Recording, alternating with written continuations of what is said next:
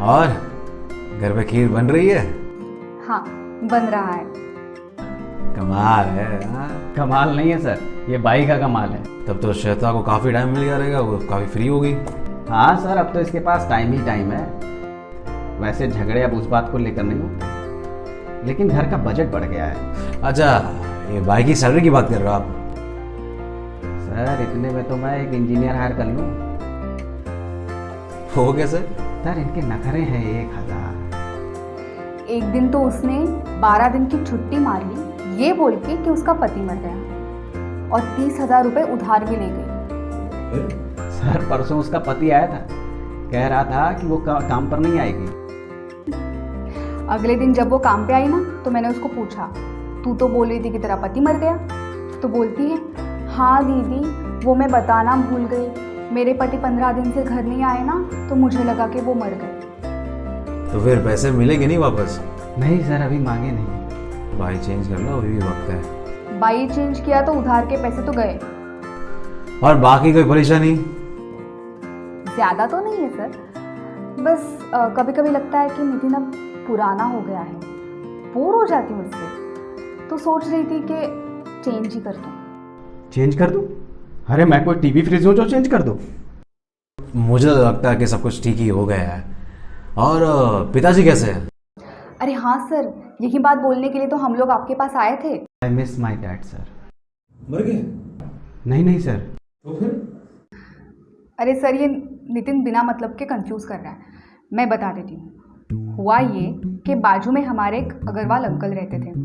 अब old age थी तो उनकी डेथ हो गई। अच्छा, तो पिताजी भी ओल्ड एज में है, तो उनको ये डर लग रहा है कि उनकी डेथ नज़दीक ना आ जाए, ये राइट?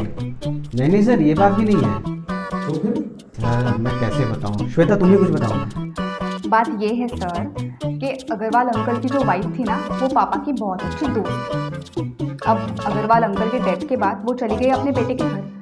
तब से पापा का मन नहीं लग रहा। अब तो वो खीर भी नहीं मांगते। तो एक काम करो ना, पिताजी को गार्डन वगैरह घुमा के लेके आओ, थोड़ा बाहर जाके टहलेंगे तो उनको भी ठीक लगेगा। सब ट्राई किया सर, पर कोई फर्क नहीं पड़ रहा। मुझे तो लगता है सर कि आंटी ने ना जाने से पहले पापा के साथ ब्रेकअप किया था। अरे सर ये कुछ भी बोलती है। तुम्हें लड़कियों के इंट्यूशन के बारे में कुछ नहीं पता। मुझे ना सब पता है इस लड़कियों के इंट्यूशन के बारे में। सर इस इंट्यूशन का एक ही मीनिंग है, लड़कों पर शक करना। और तुमने तो हद पार कर दी, बूढ़ों को भी नहीं छोड़ रही। अरे कुछ लिहाज करो, ससुर है वो तुम्हारा। मैंने कब बोला कि ससुर नहीं है? लेकिन ससुर का दिल नहीं टूट सकता क्या? बोलो। मुझे नहीं पता। Shweta, are you sure? क्या मन गढ़ंत कहानी बना रहे हो? क्योंकि बड़े बुजुर्ग के बारे में ऐसी चीज़ें बोलना वो अच्छी नहीं लगती। हाँ सर, मैं श्योर हूँ। नितिन तुम बताओ, जब मम्मी जी की डेथ हुई थी तब पापा पंकज उदास के गाने नहीं सुनते थे? हाँ सुनते थे। जब से अग्रवाल आंटी गई है तब से पापा पंकज उदास के गाने नहीं सुन रहे? मैंने ध्यान नहीं दिया, शायद सुनते हैं। मतलब समझे? क्या समझूं? जुदाई नितिन, जुदाई। श्वेता, तुम्हारे बोलने का मतलब क्या है? अरे 2 मिनट में मेरा अगला क्लाइंट आता होगा। अरे सर मतलब है, आप सुनो तो। अब मुझे नहीं सुनना।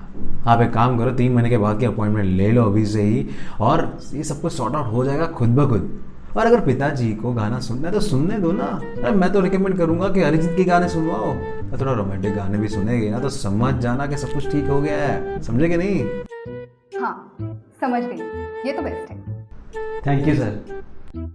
अच्छा श्याम जी, वो कपल को 2 मिनट के बाद भेजना, मैं थोड़ा फ्रेश हो जाता हूँ।